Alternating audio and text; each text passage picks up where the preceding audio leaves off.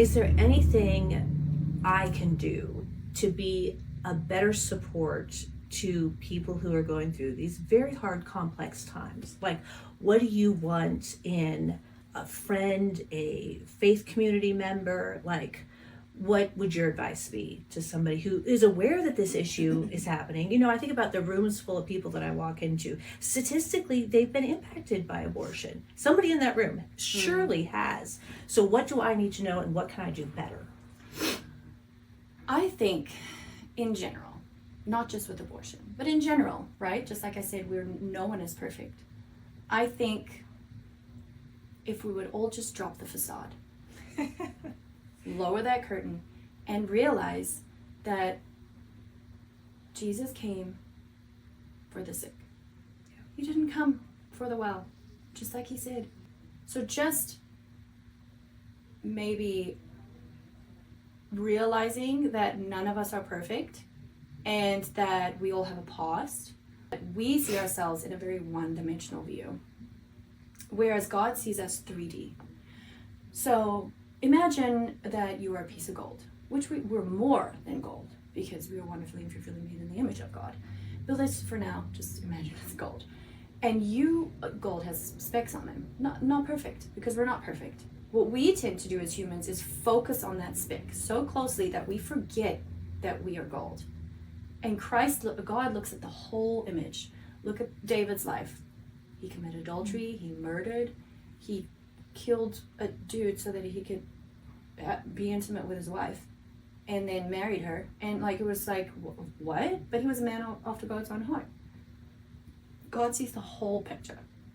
And so we fail to do that because we're so pinpointed and so focused. And when we're there, that's exactly where Satan wants us to be. Because why? Because we're comparing ourselves to others. We're lusting. We're coveting. We're ungrateful. Yeah. We have low self-esteem. We're speaking poorly to ourselves.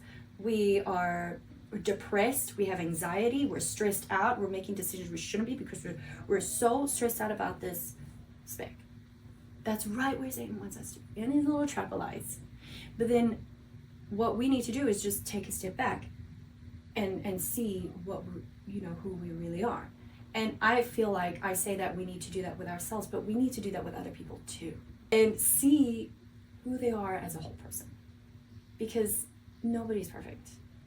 And then just realizing that, but then also coming to them with the same view of, I know that I'm not perfect.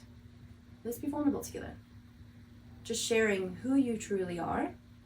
And I feel like that could open up a door, like so many doors of possibilities, of just that comfortability, Mm-hmm. And it takes someone to do that, because if no one's going to do that, then no one's going to feel connected, mm-hmm. And it's really hard to do that, because when you're at church with people, you don't have a lot of time. Mm-hmm. You don't really want to sit there and unload, mm-hmm. do like a trauma dump on them. Because right, when they just ask you like, how was your week? Yeah, you're like, well, let me tell you, do you have some time? Have a seat, okay. So yeah, it is hard. It is hard to do that. And I think that's where community and socializing and organizing dinners and stuff comes in, and like speaking at peace and stuff. But being purposeful, with your engaging with people and stuff. But I do feel like just showing people that that you're not perfect. We're not perfect, and that's okay. And I know you're not. I know that person isn't either. You're going to it and you try to have a conversation with them, and you're just like, I know that I whatever you tell me, I'm not going to judge you, because there's so many things with me that you could judge, and let's just drop it. Yeah. And try to, encourage one another, lift each other up, sharpen each other. But I feel like as human, we have a tendency to just kind of clam up and revert back to just trying to be perfect. Yeah. the veneer and being trying closed to- off. We just so easily revert back to that. Yeah. And it's really, really hard. I do that too. All the time. And so it takes a lot of like resistance and almost planning. A lot of planning, you know? Because had I not planned this image, Yeah. and a lot of work, a lot of planning, it wouldn't have happened. So it's a lot, but I think we can do it for sure. I like that you use the word purposeful. That, you know, you're purposeful about making these moments this time with other people Conversation. and pouring into each other. Really. Right. Yeah.